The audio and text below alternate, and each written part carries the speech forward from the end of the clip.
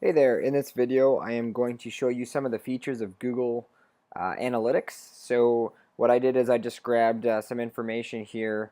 We're going to quickly go through um, some of the different features of Google Analytics and how you can read some of the reporting information to determine areas of improvement. So let's just quickly look at this snapshot right here. We have 1,300 people accessing the website. This is on a month basis, but we have 1,300 odd people visiting the site. Of those, 1,000 are new visitors, and they visited that many pages, so a total of almost 3 pages per session. And they were, they were on this site for 2.25 minutes, and about 40% of the people got to the website and left right away. So that's actually pretty normal. Um, let's look a little bit about this. Is a business located in North Vancouver, so for the most part they have people in North Vancouver, West Vancouver, and sometimes some in Vancouver. And I know they're paying a bunch of money on search engine optimization. So what we want to see is how effective is that search engine optimization. Before they were working on search engine optimization, I think they had a couple hundred qualified visitors. So let's see if that's gotten better since they started paying someone. So right away, one of the things you'll notice is that there's a lot of people coming from different countries. We typically don't care too much about those people from a qualification standpoint, because it's very rare for someone to come up from the United States and visit this clinic out in North Vancouver.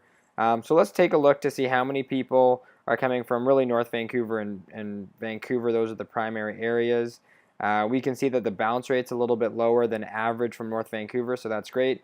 Also, the amount of pages they're viewing and the engagement time is a little bit higher. So these are all really good pieces of information.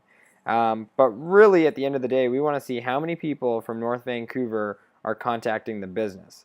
So a couple things I always take a look at. I always go down to mobile and just check a quick overview to see if the site is performing significantly better or worse on desktop versus mobile websites. So you can see the bounce rate is just a little bit higher from a mobile phone. So that's all good. I'm not too worried about anything there.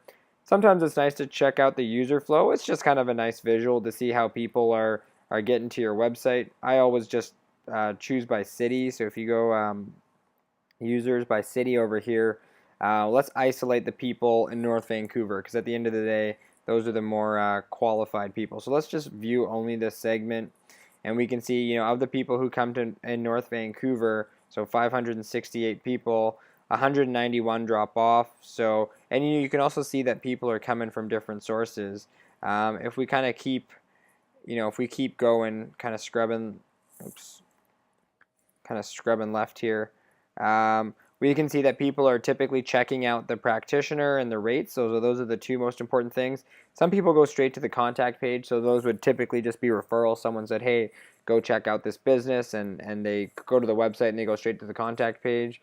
And then one thing that's starting to concern me is once they check out the team and the rates, they're not going straight to the contact page. Usually the contact page is where you want people to go.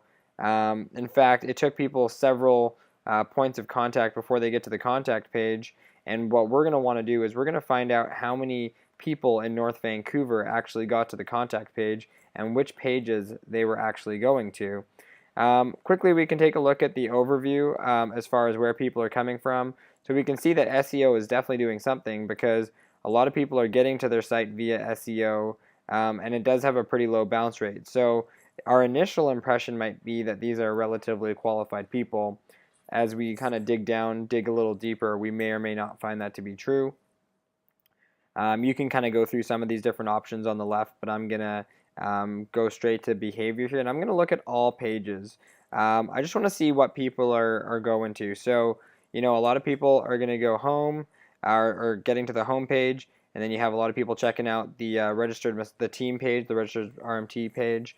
The rates is popular, our team, physio, contact. Contact is up there. So 168 out of 1,200 people are going to the contact page.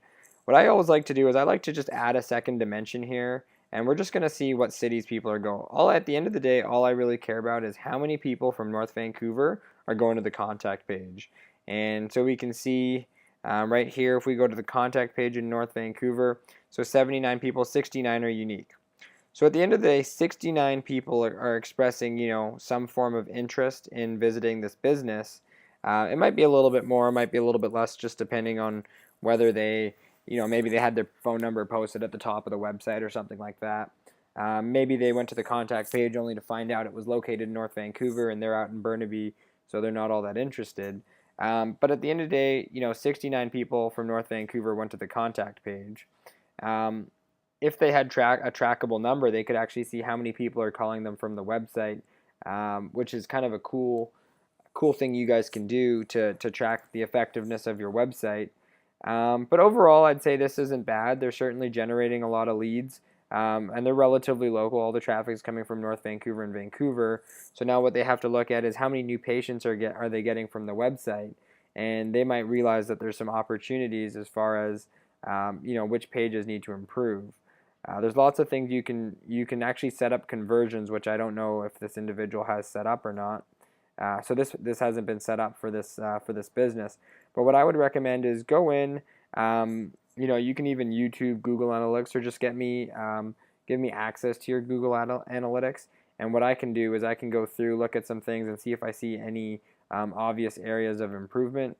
Once you have a really good grasp of who's coming to your website, where are they coming from, how long are they staying on your website for, you're going to be able to better make improvements to your website. You can increase the call to actions, try to find ways to get more conversions.